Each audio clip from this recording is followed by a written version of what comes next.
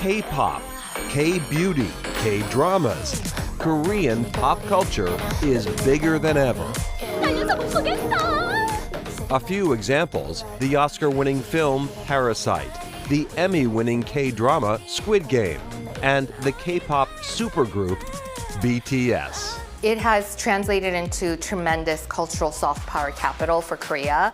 There's a Korean word for this global phenomenon, Hallyu, which translates to mean the Korean wave. People all around the world are discovering it, which is amazing. In fact, in 2021, Hallyu-related exports were estimated at nearly $12 billion.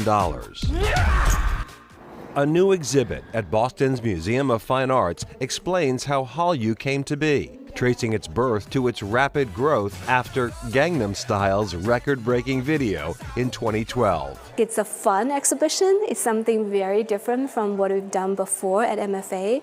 Christina Yu is chair of the Art of Asia. We use contemporary art and also, these kind of new art forms to show how tradition and contemporary culture coexist. Runway looks are on display alongside K-pop ensembles and TV costumes. E-sports, K-beauty, and traditional art are also in the mix. And there's a very participatory dance challenge room where you can show off your own moves and then be projected on the big wall and then become part of the collective of community dancing. The Korean-American immigrant experience is also represented here. These photos of Julia Kim's family help tell the story of her grandmother. She was born in North Korea, and at 18, she and her family fled to South Korea, to Seoul. And then when she was 22, and a lot of the men had left because they were fighting in the war, so there was a lack of police officers, and so she was one of the first policewomen in Korea.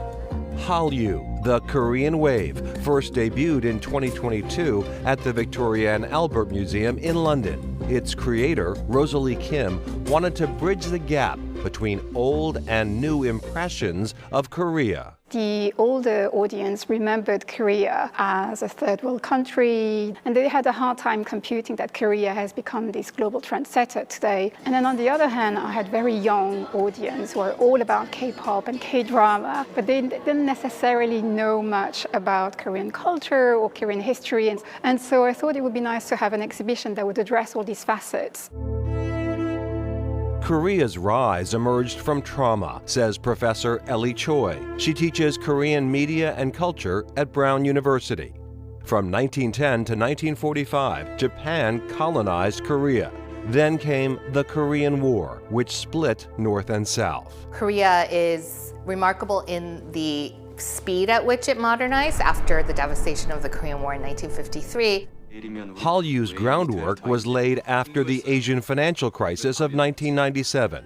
The South Korean government invested heavily in technology. By 2007, Seoul had become the most wired city in the world. Chronicle traveled there to see it. Virtually every home has high-speed broadband internet access. And as for wireless, well, from the highest point to the lowest point in the subway, the services and features are unparalleled.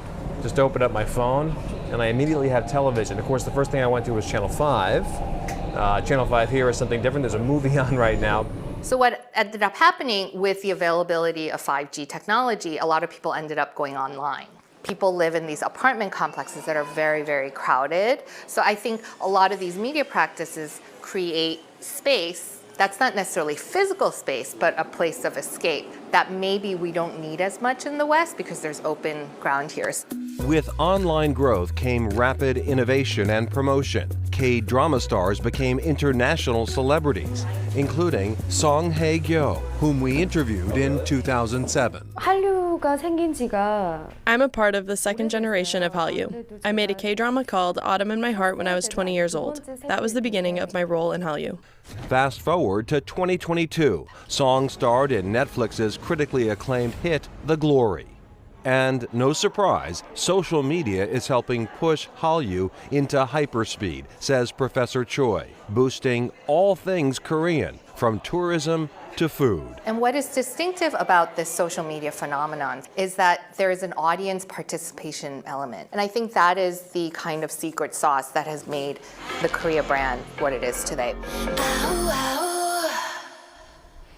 And Professor Choi says one example of this participatory social media is connected through food. Right, a lot of time live streaming of influencers having lunch or dinner will happen, or celebrities, and then fans get a chance to sort of comment on the food and ask questions while they're having their meal. And when it comes to K-dramas, often fans will make suggestions to small adjustments to the plot lines. So to your point, yes, all of it very participatory. I love that. All right, up next, getting our dance on.